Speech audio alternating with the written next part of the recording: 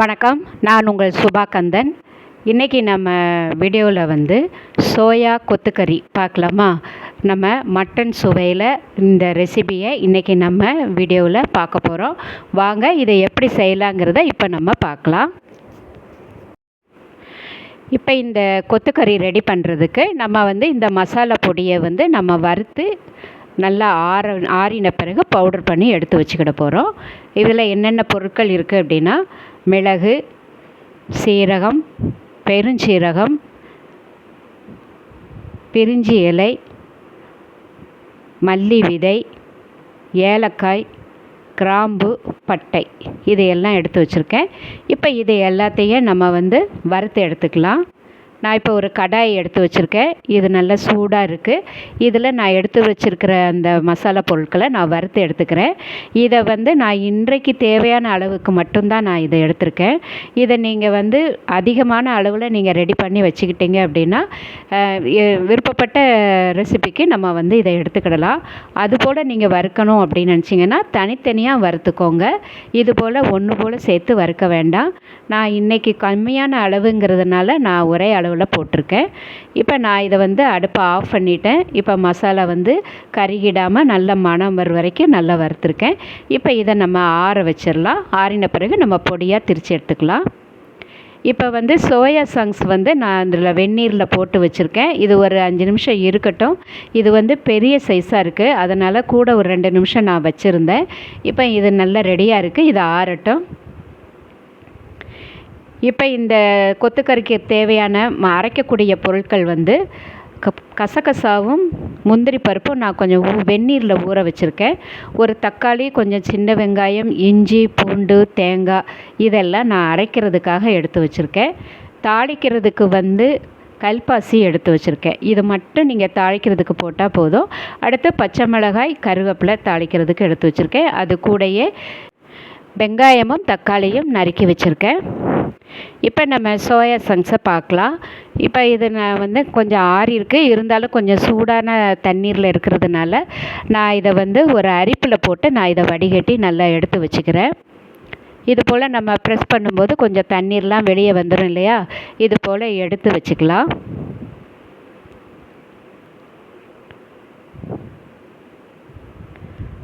பாருங்கள், இதை நான் ரெடி பண்ணியிருக்கேன். இப்போ ஒரு மிக்ஸி ஜார் எடுத்துக்கலாம். இதில் நம்ம வறுத்து ஆற வச்சுருந்த மசாலா பொருட்களை நம்ம பவுடர் பண்ணி எடுத்துக்கிடலாம். இப்போ பவுடர் ரெடியாக இருக்குது. இதே மிக்ஸி ஜாரில் நம்ம சோயா சங்க்ஸ் இருக்கு இல்லையா, இதை நான் ஒரு 2 கரண்டி அளவுக்கு நான் எடுத்துக்கிறேன். இதை கொரகொரப்பாக நான் அரைச்சி எடுக்க போகிறேன். 1 2 தட்டினது போல் எடுத்தால் போதும், பேஸ்ட்டாக அரைக்க வேண்டாம். கொத்துக்கறிங்கிறதுனால அதனால் அது கூடையே கொஞ்சம் முழுசாக உள்ளதையும் 1 2 போட்டுக்கலாம் அப்படின்னு நான் இது ரெடி பண்ணி வச்சுருக்கேன். இப்போ அதை எடுத்துகிட்டு அதே மிக்ஸி ஜாரில் நம்ம அரைக்கிறதுக்கு எடுத்து வச்சுருக்கிற பொருட்கள் எல்லாத்தையும் நம்ம ஒன்றா சேர்த்து நல்ல பேஸ்ட்டாக அரைச்சிக்கோங்க. தேங்காய், இஞ்சி, பூண்டு, வெங்காயம், தக்காளி, கசகசா, முந்திரி பருப்பு, இது எல்லாத்தையுமே சேர்த்து நல்ல பேஸ்ட்டாக அரைச்சி எடுத்துக்கலாம். இப்போ இந்த கொத்துக்கறி கூட நான் இன்றைக்கி பருப்பு குழம்பு, கெட்டி பருப்பு வச்சுட்டு ரசமும் வச்சு இந்த கொத்துக்கறியை நான் ரெடி பண்ணுறேன். இது போல் நீங்கள் ரெடி பண்ணலாம். உங்களுக்கு இந்த வெறும் ரச சாதத்துக்கு கூட இந்த கொத்துக்கறி நல்லாயிருக்கும். இதையே நீங்கள் சாதத்தில் போட்டு சாப்பிட்றதுக்கும் நல்ல டேஸ்ட்டாக இருக்கும். நீங்கள் ஒரு தடவை ட்ரை பண்ணி பாருங்கள்.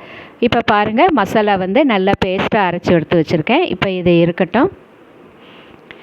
இப்போ இந்த சோயா கூட நம்ம மசாலா பொருட்கள் எல்லாத்தையுமே போட்டு நல்லா ஊற வைக்க போகிறோம்.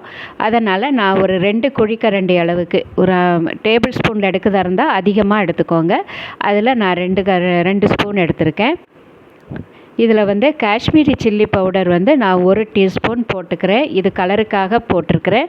காரத்துக்கு உள்ள ரெட் சில்லியை நான் பின்னாடி தாளிக்கும் போது நம்ம சேர்த்துக்கலாம். இது கூட 1/4 டீஸ்பூன் நான் மஞ்சள் பொடி சேர்த்துருக்கேன். நம்ம வறுத்து பொடித்த பொடியும் கசூரி மேத்தியும் நான் இதில் சேர்த்துருக்கேன். இது கூடயே நல்லா பேஸ்ட்டாக அரைச்சி வச்சுருக்கிற நம்ம அந்த விழுதையும் சேர்த்துக்கலாம்.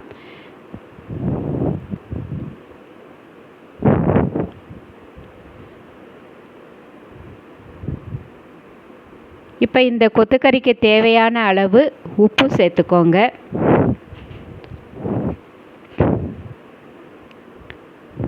அவ்வளோதான். இப்போ நம்ம இந்த கொத்துக்கறியை நல்லா மிக்ஸ் பண்ணிக்கோங்க. இது ஒரு அரை மணி நேரம் நல்லா ஊறட்டும்.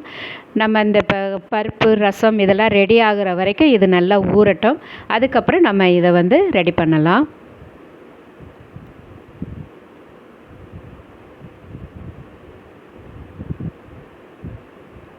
தண்ணீர் எதுவும் இப்போ நம்ம சேர்க்க வேண்டாம். இதை நல்லா கலந்து விட்டுக்கோங்க.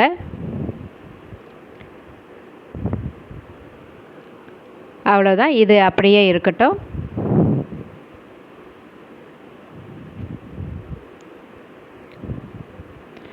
இப்போ நான் இந்த மிக்ஸி ஜாரில் கொஞ்சம் தண்ணி ஊற்றிக்கிறேன். இந்த அளவு தண்ணி வந்து கம்மி அளவு போதும். அதனால் இதை நான் தனியாக எடுத்து வச்சுருக்கேன். இப்போ குக்கரில் வந்து நான் கெட்டி பருப்புக்காக நான் பருப்பு வேக வச்சு எடுத்து வச்சுருக்கேன். இதை நம்ம வெளியே எடுத்துடலாம். இந்த குக்கரில் தான் நான் இன்றைக்கி வந்து இந்த சோயாவை ரெடி பண்ண போகிறேன். இப்போ வந்து குக்கர் வந்து நல்ல சூடாக இருக்குது. இதில் நம்ம ஒரு 2 டேபிள் ஸ்பூன் அளவுக்கு ஆயில் சேர்த்துக்கலாம்.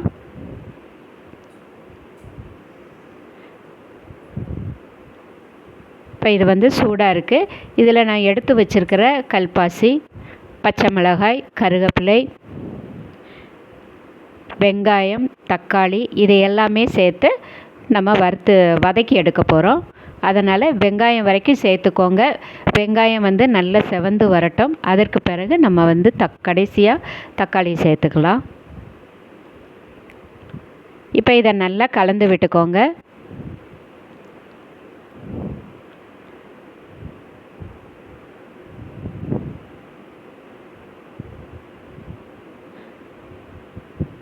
இது ஏற்கனவே சோயா வெந்நீரில் போட்டதாக இருந்தாலும் நம்ம குக்கரில் வைக்கும்போது மேற்கொண்டு அது வந்து மசியாது. அதனால் நீங்கள் தாராளமாக குக்கரில் இது பண்ணலாம். நான் வந்து 1 டீஸ்பூன் அளவுக்கு வரமிளகாய் பொடி சேர்த்துருக்கேன்.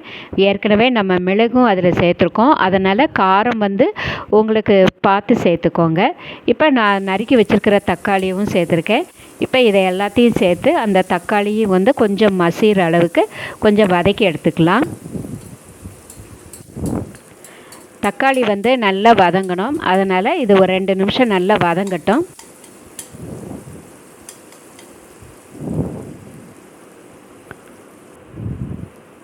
இப்போ நம்ம எடுத்து ஊற வச்சிருக்கிற மசாலாவை சேர்த்துடலாம்.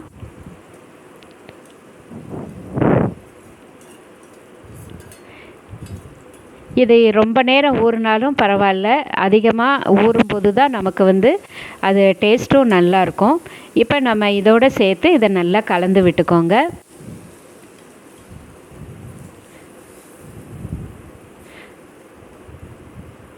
ஒரு 2 நிமிஷம் கலந்து விட்டுக்கோங்க. தண்ணீர் எதுவும் இப்போதைக்கு சேர்க்க வேண்டாம். ஏற்கனவே தக்காளியிலே இருந்து தண்ணி இருக்கிறதுனால அடிப்பிடிக்க வாய்ப்பு கிடையாது. இது கொஞ்சம் வதங்கட்டும். அதுக்கு பிறகு இப்போ நம்ம தண்ணி சேர்த்துடலாம். இப்போ நம்ம கொஞ்சம் தண்ணி சேர்த்துக்கிடலாம்.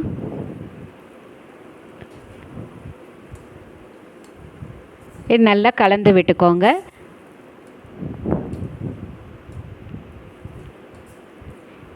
சிம்பிளாக செஞ்சிடலாம். நீங்கள் கண்டிப்பாக இதை நீங்கள் ட்ரை பண்ணி பாருங்கள். இந்த சோயா கொத்துக்கறி ரொம்ப அருமையாக இருக்கும். நம்ம அந்த வறுத்து பொடித்து போட்டிருந்தோம் இல்லையா, அந்த பொடியினால தான் அதில் வந்து மட்டன் சுவையோடு அது நல்லாயிருக்கும் இந்த சோயா சாப்பிட்றதுக்கு. இப்போ நம்ம வந்து குக்கரை மூடிடலாம். நான் இது 1 விசில் வச்சு எடுக்க போகிறேன். 1 விசில் போதும். பாருங்கள், அருமையான நமக்கு சோயா கொத்துக்கறி ரெடியாக இருக்குது. நீங்களும் இதை ட்ரை பண்ணி பார்ப்பீங்கன்னு நான் நம்புகிறேன். இந்த வீடியோ உங்களுக்கு பிடிச்சிருக்கும்னு நினைக்கிறேன். பிடிச்சிருந்ததுன்னா லைக் பண்ணுங்கள், ஷேர் பண்ணுங்கள், சப்ஸ்கிரைப் பண்ணுங்கள். பக்கத்தில் இருக்கிற பெல் ஐக்கானையும் ப்ரெஸ் பண்ணுங்கள். அப்போ தான் நான் போடுற புது வீடியோ நோட்டிஃபிகேஷனாக உடனுக்குடனே உங்களை வந்து சேரும் ஃப்ரெண்ட்ஸ். நன்றி, வணக்கம்.